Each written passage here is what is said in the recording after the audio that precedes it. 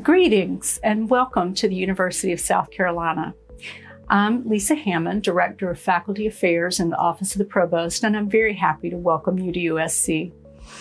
The Office of Faculty Affairs has a broad mission to support faculty in all aspects of your career here, from welcoming you to the university and making your first days in our community a success, to providing long-term support for teaching, scholarship, and service as you work towards promotion and tenure opportunities over the years.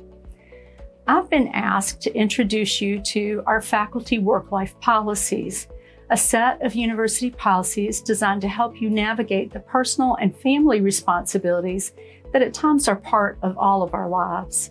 All faculty at some point will deal with major life events such as health issues for you or your family, or the happier moments of welcoming a child into your life.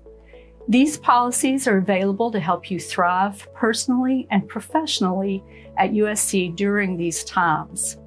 We have 6 major work-life policy areas to support faculty, including the following: extension of tenure clock and tenure progress review, modified duties for faculty extension of post-tenure review, faculty dual career accommodations, extension of sick leave beyond family and medical leave, and part-time faculty status. Most early career faculty are likely to need support in 2 of these 3 areas, which I'll discuss here today, but I encourage you to visit the Office of the Provost website and familiarize yourself with all these policies, which you'll find linked under Policies and Procedures. The tenure clock and tenure progress review extensions policy is the one most commonly used by faculty in their first years at the university. We tend to refer to these in the shorthand, tenure clock extensions or TCEs, but do note that you can also extend your tenure progress review clock. Those of you hired on the tenure track already know that you have a 7-year probationary period here at the university.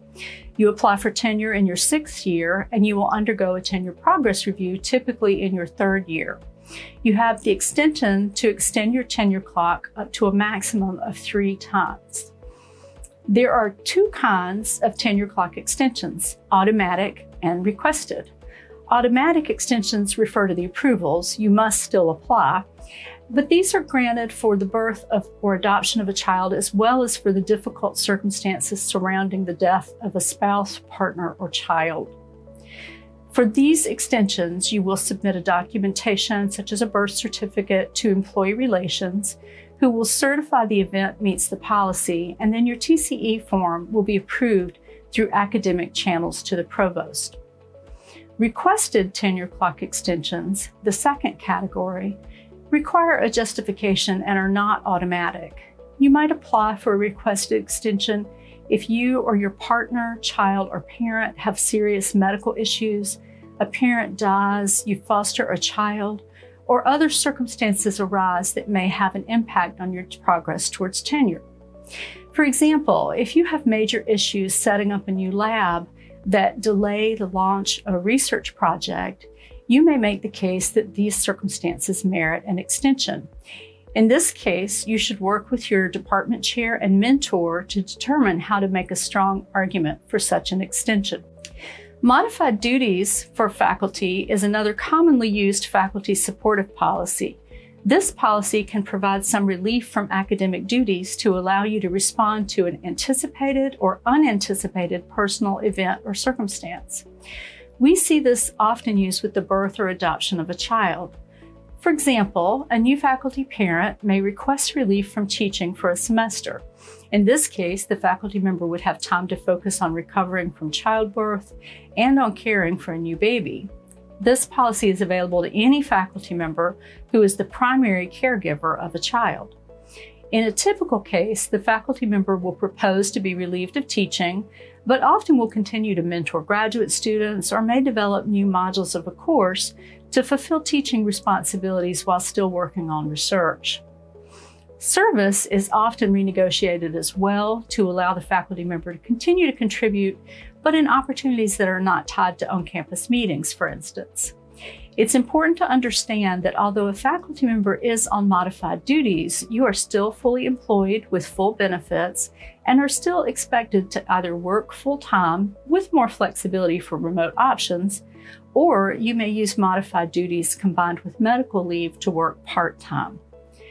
Modified duties are also available in a range of other circumstances, most commonly major medical issues.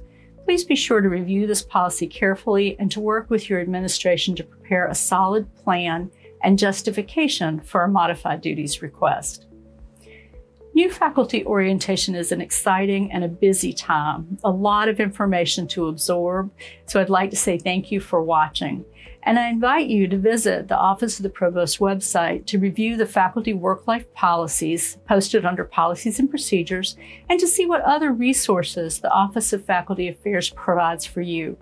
We're excited that you're here, and we welcome the opportunity to support you in building your best career in life here at USC.